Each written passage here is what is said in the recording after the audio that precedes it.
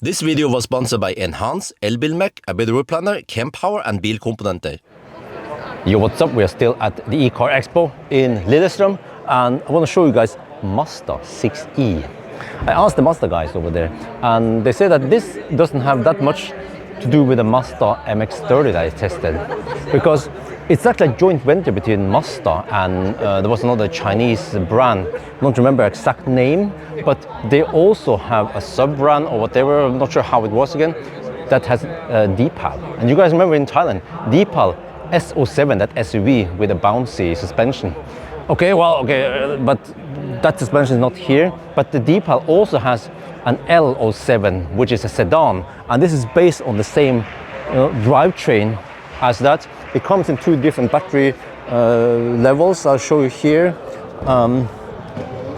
It comes in rear-wheel drive, 68.8 kilowatt hour, and also 80 kilowatt hour. Huh? Oh, that's strange. The small battery has more power than the big battery. Okay, but price from 370,000 NOK, probably for the small battery. Huh? And you see the car is 4.9 meters long. So it's not really a Model 3 competitor, it's more like a Model S competitor. And when I saw this in the internet, I was like, ooh, it looks gorgeous. Yeah, it looks nice. EVs doesn't have to be boring, you know? Okay, so let me show you. This is like a pre-production car, so I was told to not touch any buttons. I can open. How do I open the door? Oh, okay. I'm a noob. Of course, all the doors nowadays, they are like this. Frameless window, no acoustic glass there, but yeah, okay. Okay, so I can sit in here, but I just have to make sure I don't touch any buttons, because actually the screen is not operational, it's not functioning. But just get the feel of the interior. Feels spacious. Actually, the panels here feels a bit hard, not as soft as many of the Chinese cars. And also when it comes to the Chinese influence, they supply the drivetrain, which I asked them and they wasn't 100% sure. I suspect it's the motor and the battery, and maybe some of the like onboard charger and the electronics there. But that means that the interior and the suspension and other things here should be Mazda.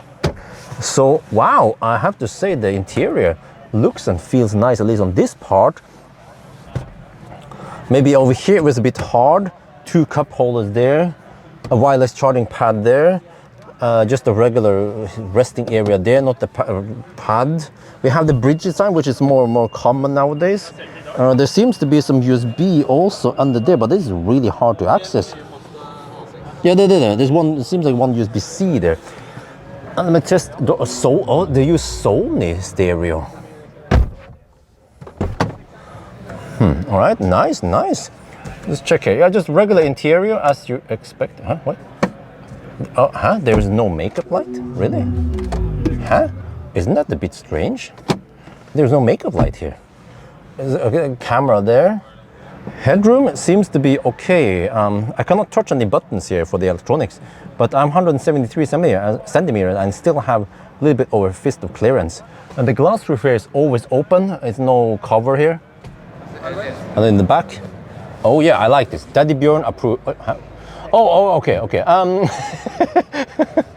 Yeah, like I said, it is a pre-production car, but this is what it's supposed to look like. Yeah, when you open it. But actually, then you have a lid you have to get rid of somewhere. And then I tend to put it here, and then it just dangles around and makes a little rattling sound. So actually what I prefer is the lid that goes up.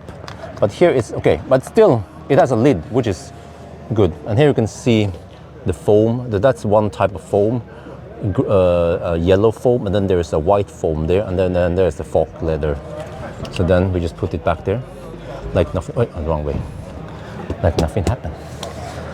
So yeah, and here we have, try to not to ruin the interior of this car, right? Okay, I'm missing a tab where you can pull this out.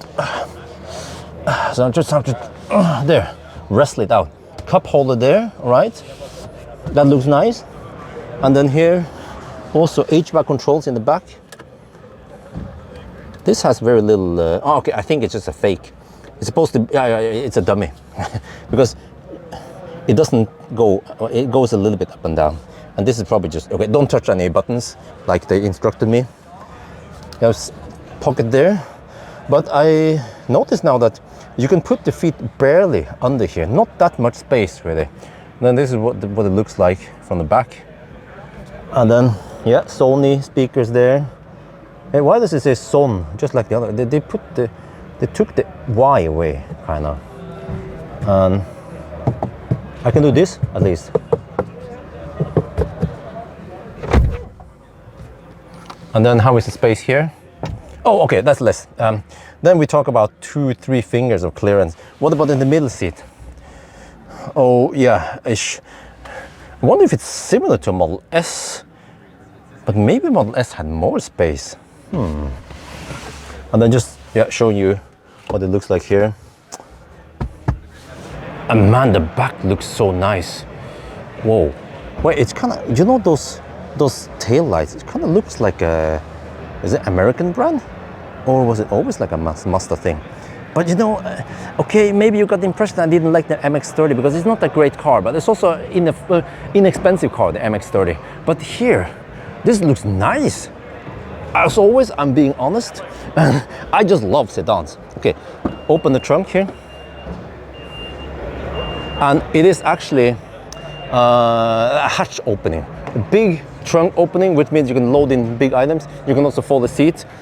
Probably not going to test it now, but not everything here is 100% functional, but at least it shows you what it's going to look like.